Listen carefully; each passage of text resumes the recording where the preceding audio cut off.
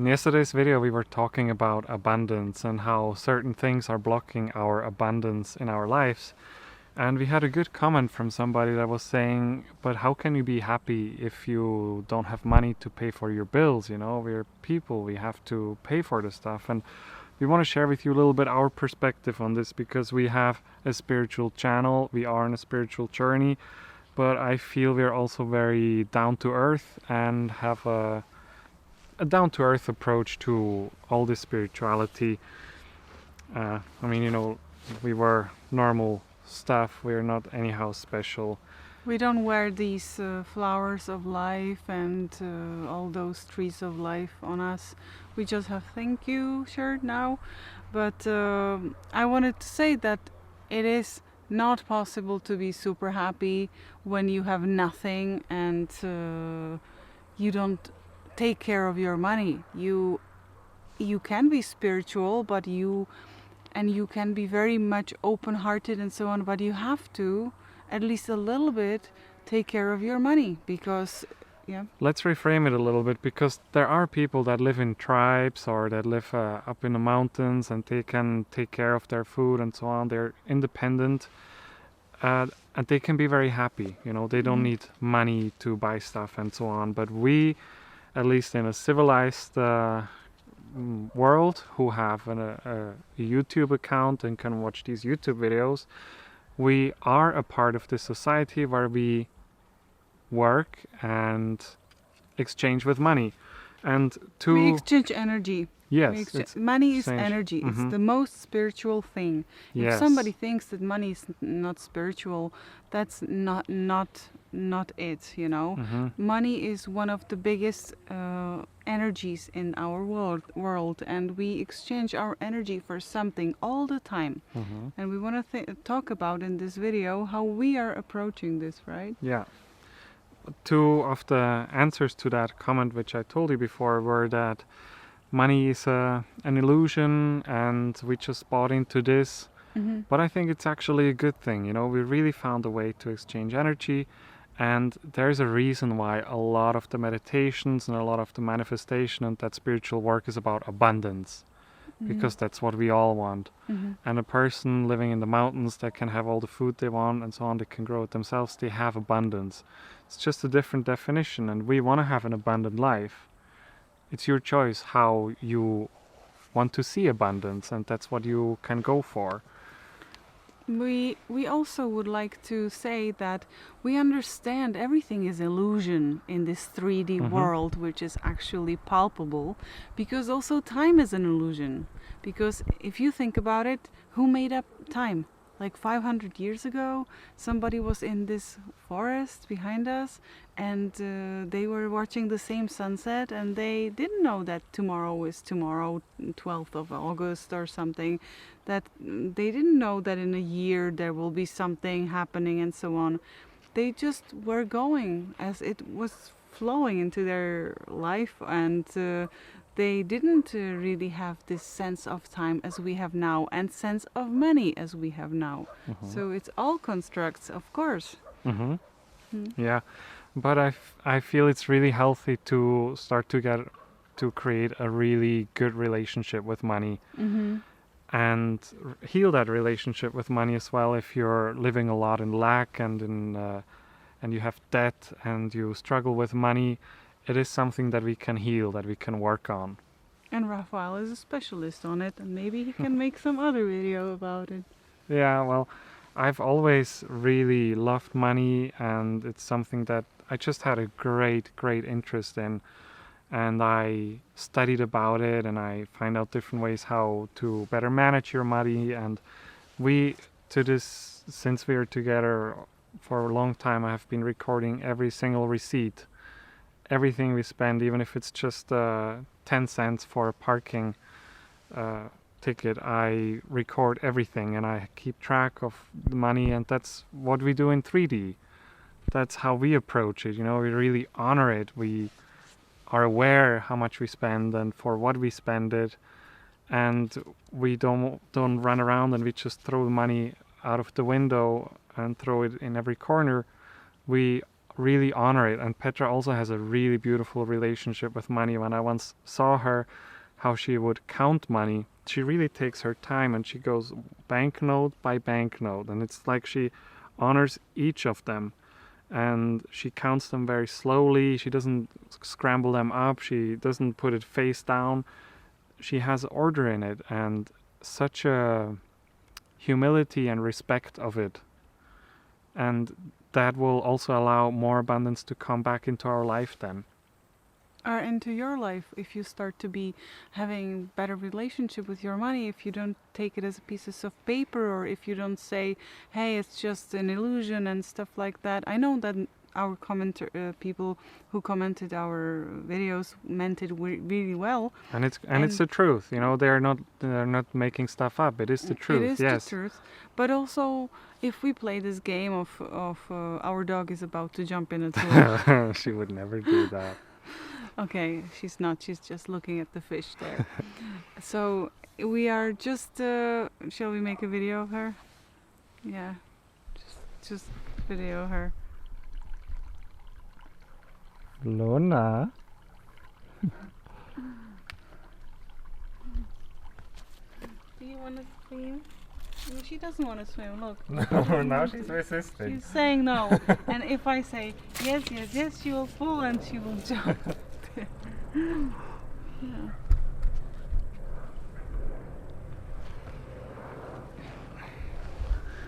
Oh, we love money.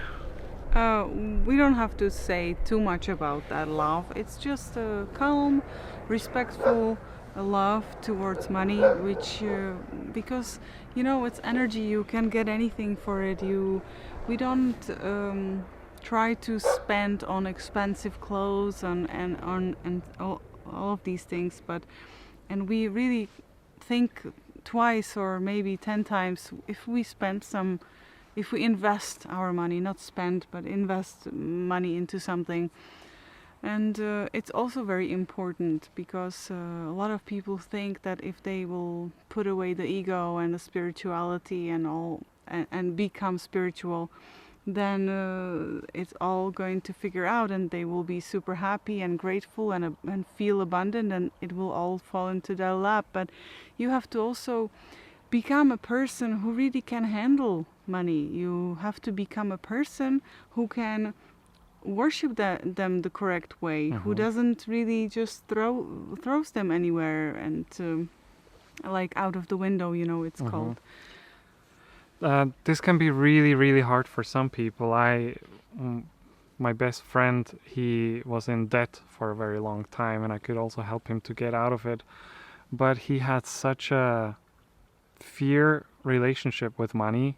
He didn't like to think about it. He didn't like to talk about it. It was just something he would like to resist at all costs. He wasn't interested in doing his own taxes and in learning anything about it, and I understand that. The beautiful thing about doing the spiritual work is that you can start to heal your relationship with money, and all the 3D activities which you will start to do or which you need to do, like managing your money wisely and being conscious of how much you have and how much you spend, this will all come as a natural side effect. So there are like two ways. You can either say, okay, I have to just learn it now, and even though it's hard for me, I have to just learn and have all the techniques and the data, and you can start to apply it until you become comfortable with it. Or you can have the spiritual ways that you start to heal your relationship with money, and you start to honor it for what it truly can give you and allow you in this world.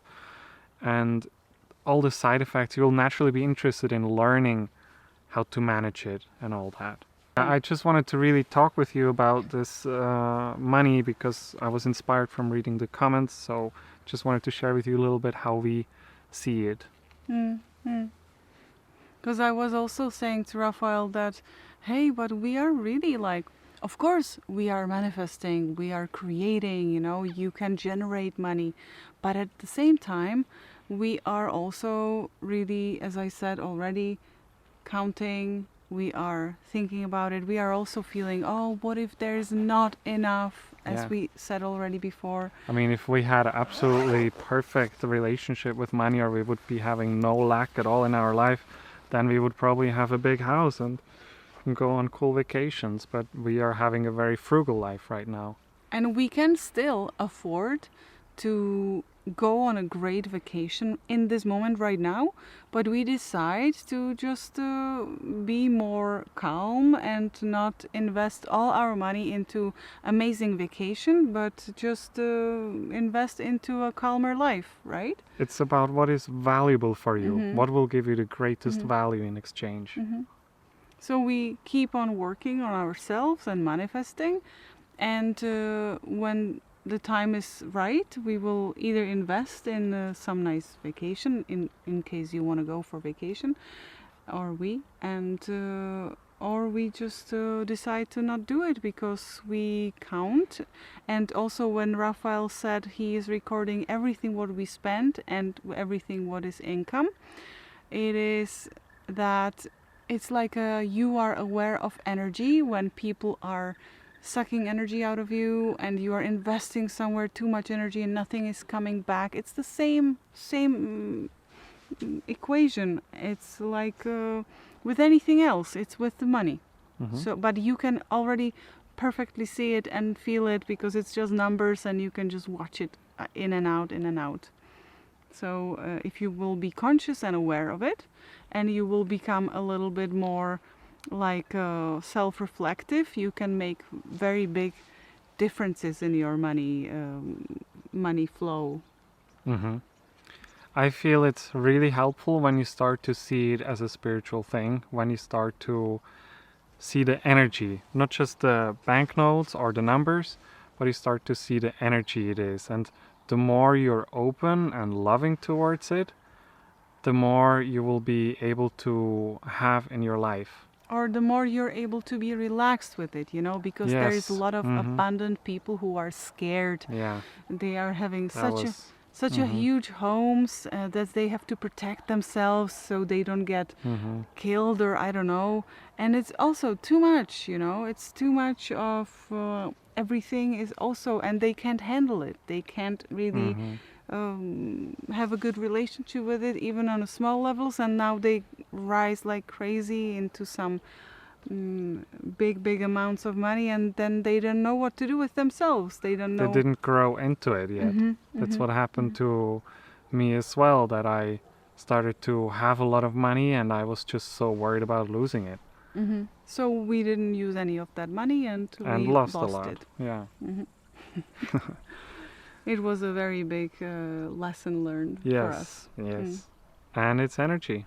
It's energy, and if we are going to be still fearful about that, about money and all these things, we are going to just make it stuck and make it not flow. So it's much better to relax and just really think about yourself and how you are having a relationship with money. If it is making you feel good or bad, or if it is comfortable for you to go shopping, or to give yourself something nice. Sometimes can be even silly. What makes you happy? If something nice gives you some kind of good feeling, just do it for yourself. Give to yourself something nice. It doesn't have to be Louis Vuitton handbag, right? It can be like a normal, I don't know, toiletry kit or whatever, but something nice for you. It's really important that the money can give it to you. Money can give you a little bit like silly, happy feeling. We just were hanging our laundry, and Petra had her new pajamas. Where did you get them? From the discounter, right? From Lidl. You maybe know it, the German discounter. And she was just so happy. It's like, oh my gosh. So tomorrow will probably be raining. She said, I don't care. I have a nice pajama. I'm happy. Yeah, so little things that can give you joy, right? Yeah, because I made decision that I will buy me this pajama and I'll try it on if it will be good. Even though I have abundance of pajamas, but I just wanted to. It's just something you love. You love pajamas. Yeah. Yeah. I like more things. Yeah, of course you do. But I also don't like to be keeping a lot of stuff at home, and I am also not very happy with having too much stuff. So if something is bad, or if something is not about to be like about clothes, if something has holes or stains, too many, and I can't wash it or anything, I cut it and I wash my house with it and then thank it and throw it in the trash. It's a little different than Marie Kondo. It's let's say Petra style cleaning, which you just whatever you don't like, you know that you can't give it to anybody because you wore it too much. Sometimes when I wear things too much, I don't like to give them to anybody else because there is too much of my memories and too much of my energy in that clothes. So I just cut it and wipe with it something, and they serve me until the very last moment. And you honor it, and you appreciate, and you make space for new. And I make space for new. It's energy again. Yeah. If you like this video, give it a thumbs up so other people can discover it as well. And if you want to be a better buddy with your body, subscribe to the channel. We're very happy when you are in our community. Thank you so much for sharing your time with us. And if you have some other questions, we would love to make video for you about anything you like, or just to chat with you if you have some questions. Just, you know what to do.